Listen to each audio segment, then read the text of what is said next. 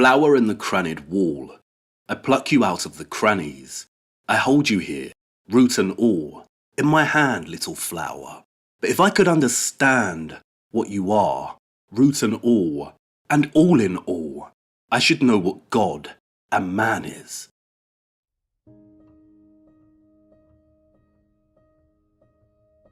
There is a great labyrinth ahead of us, full of nooks and crannies.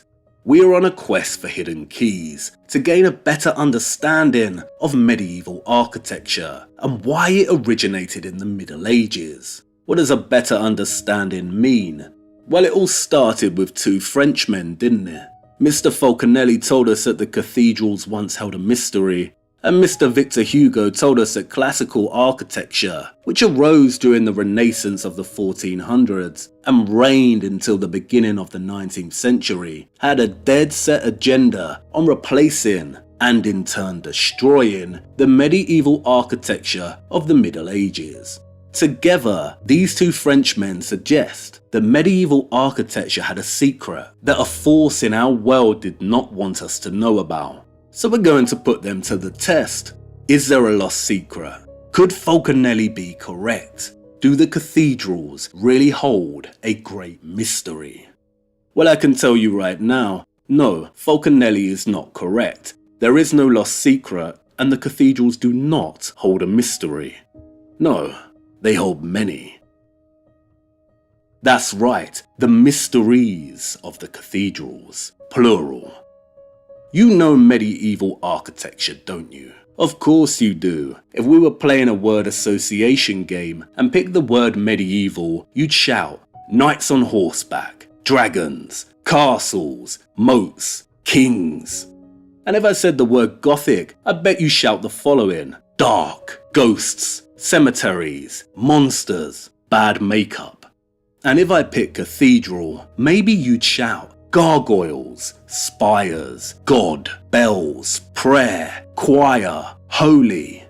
You see, the third one, cathedral, yields better results. But if you combine the two, Gothic cathedral, what are you left with? A dark shadow over a divinely inspired structure. A slightly problematic and confusing stereotype that has a long and, I'd argue, deliberate historical formulation. You know medieval and Gothic architecture. I know you do. Those imposing wonders of stone geometry entered our collective imagination a long time ago. They haunt the misty moors of Wuthering Heights and Jane Eyre. They birthed monsters such as Frankenstein and Dracula. They summon the spirits in The Lady in Black and The Turn of the Screw. Their chambers contain devilish portraits such as Dorian Gray's. They populate fantastical realms where dragons, men, elves, orcs and sorcerers battle over magic rings.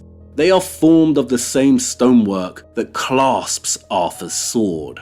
The medieval architectural style ignites the imagination like no other. And the cathedrals, minsters, abbeys and churches. If you live in Europe, then you don't have to venture far until you can spot one. This is especially true if you live in a country like England. I don't think you can travel 10 miles in a country like this before you see one on your horizon. Spires and towers pierce the twilit, bruised skies above, like the upturned rusted swords of fallen Mercian kings. In towns like Lincoln, Lichfield, York, Wells, Gloucester, Peterborough, the cathedrals tempt and beckon a person's imagination. Come with me, they say, back through the foggy, lamp-lit lanes of lost time to an era in which England may not have been part of a broken kingdom, but something else entirely. But did you know that despite their stereotypical reputation as settings for the macabre and the eerie, many used to be painted inside? I'm not lying. Some 19th century Gothic revival pieces pay homage to the style's painted past. Many interiors of these divine structures were a kaleidoscope of brilliant colour. And if you have a keen eye for it, you can still today see remnants of the paint in so many of these structures. Sometimes it's more obvious.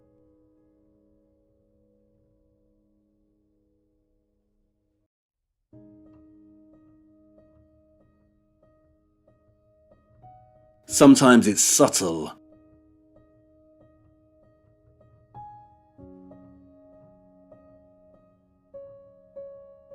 And sometimes it's almost unnoticeable, almost faded beyond recognition.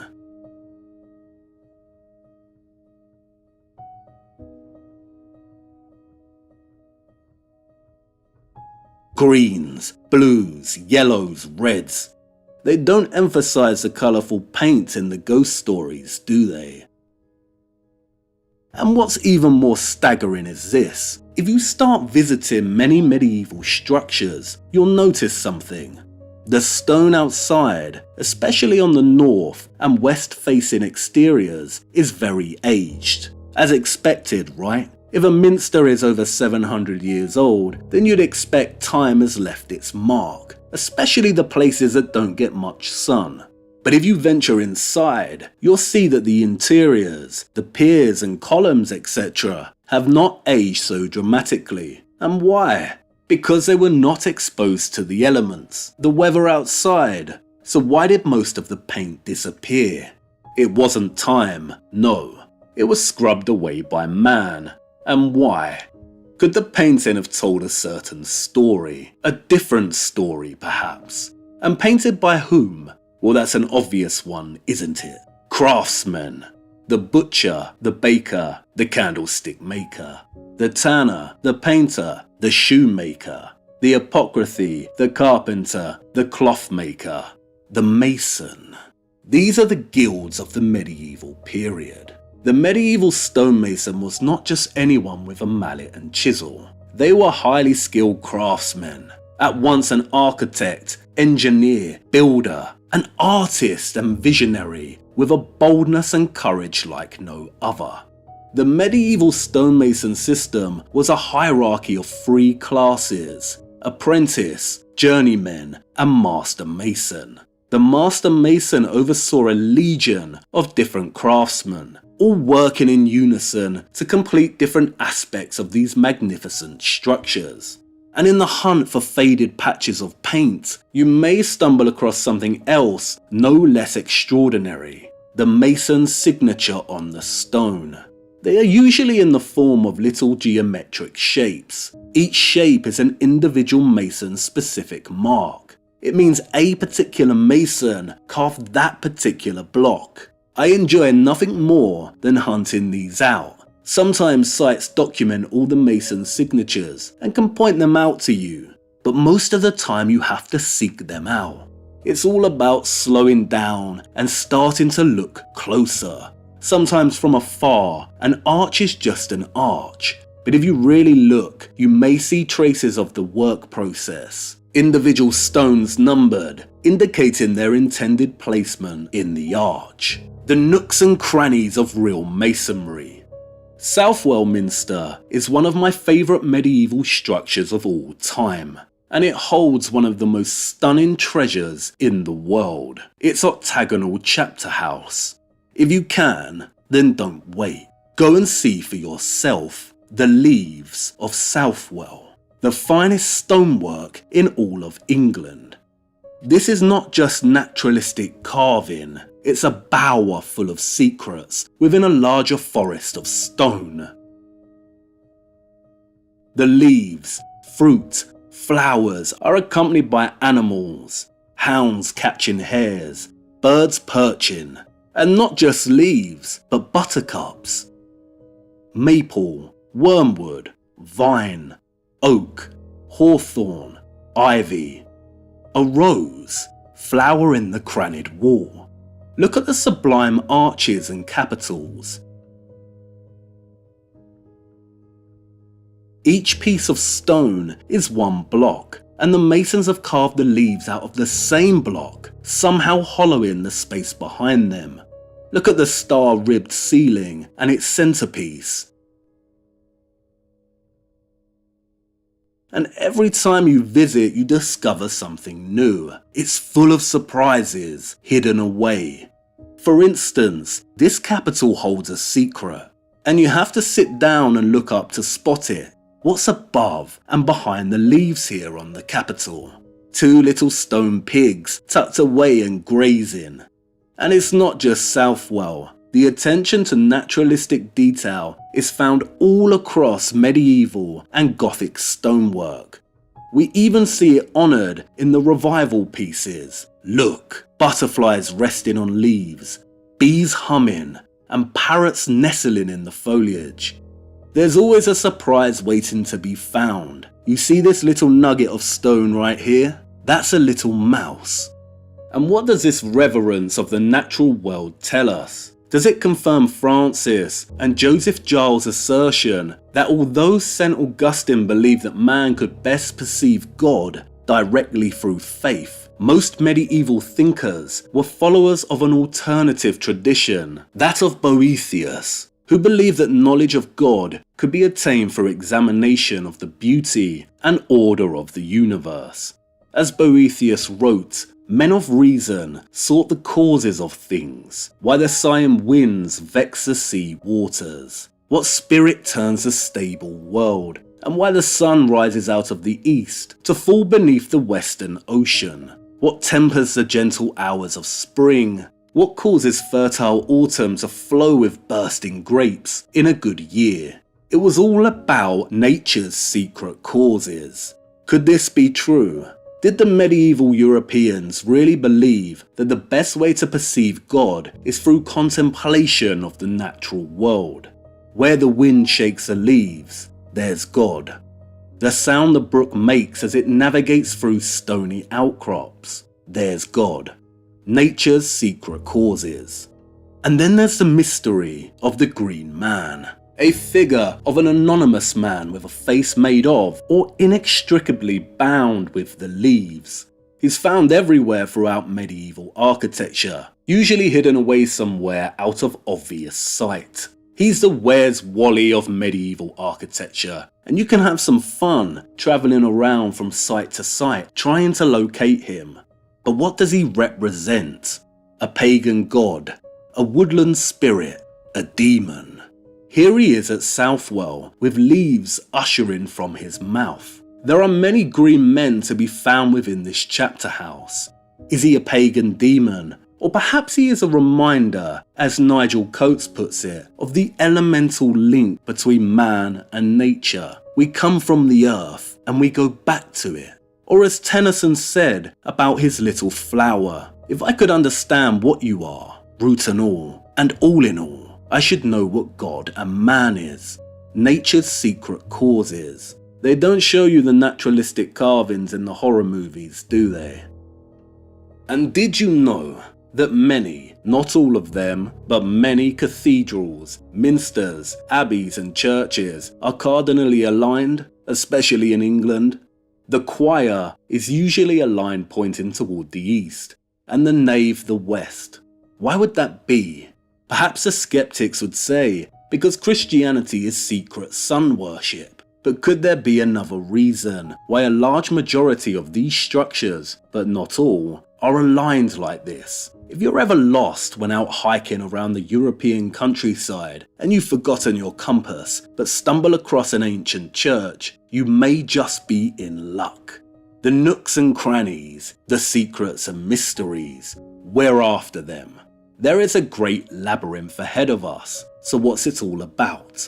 I am going to try and tell a story of the Gothic with a particular focus on the United Kingdom and Europe by extension. But no, that doesn't really cut it. Gothic is not the right word.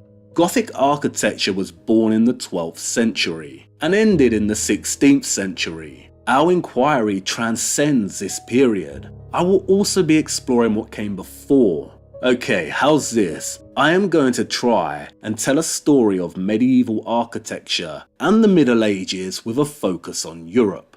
That's better, but not spot on. As you will see, medieval architecture transcends the Middle Ages. We will also be looking at both antiquity, the time period before the Middle Ages began, and modernity, the time period that followed. And although I will be focusing on Europe, this does not mean that geographic spaces and nations outside of its boundaries are not important. nor does it mean that I will not be exploring and drawing on them to inform my arguments. What it means is I do not have the experience or jurisdiction to make a real argument for the architecture outside of Europe. Why?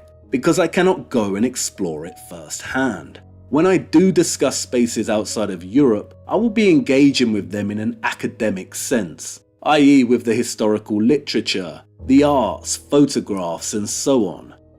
The complexity is terribly hard to summarize. I think I put it better earlier. Our two Frenchmen suggest that medieval architecture had a secret that a force in our world did not want us to know about. So we're going to put them to the test. Much better. I am hoping what we discover will help shed some light on other matters, two of which I will outline now. The first is a certain theory that's been floating around for some time now. Have you heard of it? That there was a mud flood or cataclysm that took place at some point between the 17th and 19th centuries, and as a result wiped out a previous civilization that built all the amazing structures of the past. And not only that, but many of these structures were originally constructed as technology to generate energy. The second is the work of Anatoly Fomenko. Many do not realize that Fomenko's work was actually the central driving influence in the conception of the mud flood reset theory. While we will explore Fomenko in detail much later, a very basic summary of his work is that roughly 1,000 years of our chronology are fabricated through means of phantom copies or duplication of other historical events. And that antiquity, as we know it, the Romans, the Greeks and Egyptians, actually occurred during the Middle Ages. Fomenko's work is fascinating and worth reading, even if you do not agree. And as you will see, I both disagree and agree with Fomenko on a lot of points. Through all of this, I will be making a handful of arguments of my own in relation to the Middle Ages and medieval architecture, spanning topics such as technology, historical fabrication, theology and spirituality, social and economic politics. And it's worth outlining now some central, overarching questions that I intend to ask and investigate. Does the birth of Gothic architecture in the 12th century demonstrate that the real industrial revolution of Europe actually occurred during the Middle Ages? Was the Industrial Revolution that took place in Great Britain between 1760 to 1820 not really a technological revolution at all, but an applied expansion of pre-existing technology and formulated with the aim of destabilizing Europe and establishing globalization, and by extension, globalism? Was there an attempt to implement globalization during the 14th century that failed and resulted in a catastrophic end to the Middle Ages? If so, why did it fail? Well, that sounds a little serious and boring, right? But really, in essence, it's like I said before, we are on the quest for keys to put our two Frenchmen to the test. And what is a key? Well, just about anything really. A key could be a piece of architecture, it could be a book, a painting, a poem, a map, a geographical location, a word, a name, a sentence, a symbol. It could be from antiquity, the Middle Ages, the 19th century, or even our current era. Absolutely anything. If it opens a door, it's a key. But this doesn't mean all keys are useful either. Some open doors only for you to reach a dead end later down the line. And no doubt this will happen to us, but the keys are the goal.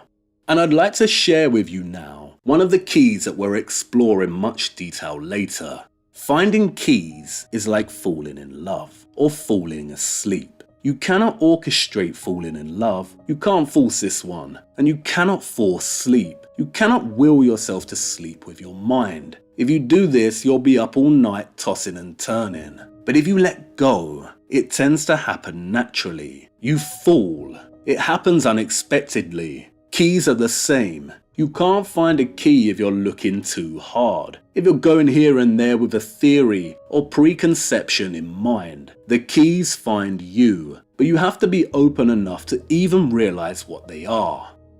It was my lady's birthday, and I took her to Wales. Lucky girl, right? Very lucky indeed, for I had no idea, but a very special key was waiting. This key is a certain type of key, a cross key. Wait, instead of me explaining it to you, just follow me. Long afloat on shipless oceans, I did all my best to smile, till your singing eyes and fingers drew me loving to your isle, and you sang, sail to me, let me enfold you. Here I am,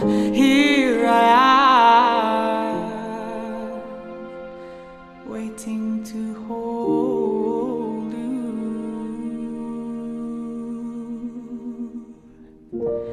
Did I dream you dreamed about me? Were you here when I was forced out? Now my foolish boat is leaning, broken love alone on your rocks.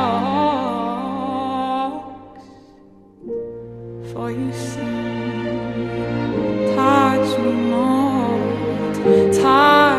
not, come back tomorrow. And oh my heart shies from the soul.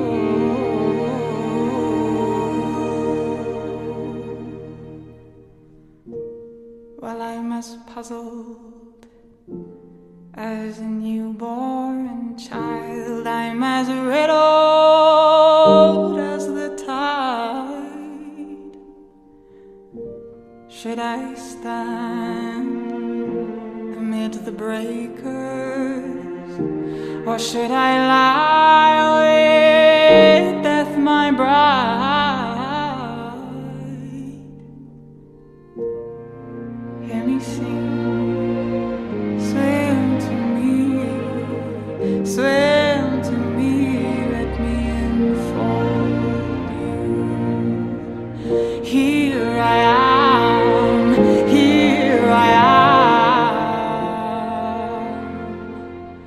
waiting to hold you.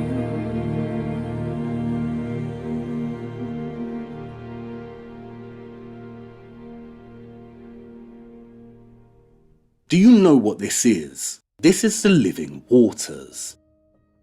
St Winifred's Well in Holywell, Wales. It is a spring that comes from deep within the earth. And look, it bubbles delicately into this magnificent Gothic structure and sparkles in this star before travelling into this pool. The living waters. In 1189, Richard I is said to have visited the site to pray for the success of his crusade. It has been a site of pilgrimage for almost 1,000 years of recorded history. Holywell is the Lourdes of Wales. The spring produces miraculous healing waters, of which reports, according to Paul Burns, go back to the early medieval period. The living waters from deep within the earth. And look above the spring. Look at this structure. These special springs are everywhere across the United Kingdom, most now forgotten and out of sight. But not all. In a region named Derbyshire, they still practice the ritual of Christian well dressing that stems from the Middle Ages. And again, the waters of these springs are also reported to produce miraculous cures. The site of Holywell now chlorinates its spring water. What a tremendous shame. A cross key. It opens 2 doors. What doors? Well, firstly it gives us real evidence of the presence of the living waters within a Gothic structure. And what else? The mud. Look a little closer and reset your mind. What happens if I raise the ground here? What are we left with? A grassy path to a church and a little chapel. What's under your feet? The mud flood as an isolated worldwide cataclysm is a very weak theory, and in Stolen History's reality check, Thomas Christian Leibel teases nuance when he asks whether the mud flood could not have been an isolated incident, but something that's occurred multiple times in our history. And what an excellent question. There was no mud flood in the United Kingdom, but something certainly occurred multiple times over the last few hundred years. Look again, raise the ground. Have you ever considered culverting? A culvert is a man-made structure that channels water past an obstacle. In essence, it's a subterranean waterway or a sewer. They come in all sizes. They can be used to redirect water, for sewage, even transport, and it's been going on for centuries. You have to shift a lot of land to build culverts. When they are found beneath roads, they are frequently empty. Who famously built the roads? In The Lost Rivers of London, Nicholas Barton tells us there exists, unknown to most Londoners, a whole system of underground rivers beneath the streets, as intricate and mysterious as those which pour from cave to cave in the heart of the Pyrenees. There was no mud flood in the United Kingdom. No, there was a burial. Perhaps multiple burials since the Renaissance, beginning with the erasure of the medieval. The ground is always raised around these medieval structures. A mud flood would not be so selective, but sometimes, like with Holywell, the ground isn't raised to bury the entire lower half, and there are clues. See here, what's inside? A crypt, or perhaps something else. Did there exist a lost guild? Who were the Cistercians? Were they really monks? Revo, Tintern, Buildwas, Furnace, Fountains, Cistercian abbeys. Who dissolved them? Who destroyed and buried them? The living waters, nature's secret causes, buried long ago and made secret. Even in a place like London, UA Thamthorpe puts it beautifully. At our feet they lie low, the little firm and underground rivers of London. Effra, Graveney, Falcon, Quaggy, Wandle, Walbrook, Tyburn, Fleet, whose names are disfigured, frayed, effaced. These are the magogs that chewed the day to the basin that London nestle in. These are the currents that chiseled the city, that washed the clothes and turned the mills, where children drank and salmon swam, and wells were holy. They have gone under, boxed, like the magician's assistant, buried alive in earth, forgotten like the dead. Boxed, forgotten like the dead, buried like the dead. Where do we bury the dead? Tennyson wrote his poem, Flower in the Crannied Wall, at Wagoner's Wells in East Hampshire, England. It's a series of man-made ponds with connecting streams. They created the ponds in the 18th century. There are so many examples such as this all over the country. You see, all those old watercourses and streams from the springs had to go somewhere. You can't just shut them off. They must be redirected, pulled, repurposed as fountains, controlled. The creation of many English stately homes in the 18th century serve as an example of a redirected, repurposed and revised medieval water system. When it comes to the medieval, so much of it traces back to water. Have you ever seen this medieval plan of Canterbury Cathedral? Can you see all the green, yellow and red lines? Do you know what they are? That's a water system. fonts, piscinas, it runs throughout the entire structural complex. I have found many keys that testify to, hint at, and underline the communion between medieval architecture and the natural living waters, but only in Europe and primarily the United Kingdom. Like I said, I don't have the experience to talk about the rest of the world, but what an incredible proposal. Imagine if people from all over the world could go on a treasure hunt in their own particular nation, region, or town to investigate the potential presence of ancient watercourses and springs, to examine whether they interacted with their own medieval and architectural history, and whether they were boxed like a magician's assistant. The nooks and crannies, the mysteries of the past, the labyrinth awaits. But you're hesitant, aren't you? You know what stepping into a labyrinth like this means. Jorge Luis Borges captured it best in his short story, The Two Kings and the Two Labyrinths, in which the Babylonian king orders his subjects to build him a labyrinth so confusing and so subtle that the most prudent men would not venture to enter it, and those who did would lose their way. Each step we take through this labyrinth is a chapter, an inquiry, a portrait, a puzzle, a paradox, a conundrum that we would try to unravel and examine. But there are no guarantees. We are going to be playing riddles in the dark, and I cannot give you assurance that we will solve them. What is the purpose of a labyrinth? To make you lost. And it does make you wonder, doesn't it? Why on earth anyone would enter such a frightening structure? Quite simply, to revel in their own bewilderment. It's time to begin. Oh, and I almost forgot, an important question. You don't have a phobia of minotaurs, do you? No? Well, that's good news. Just me then. Okay, enough chit chat. Let's get going. Our first puzzle isn't going to solve itself.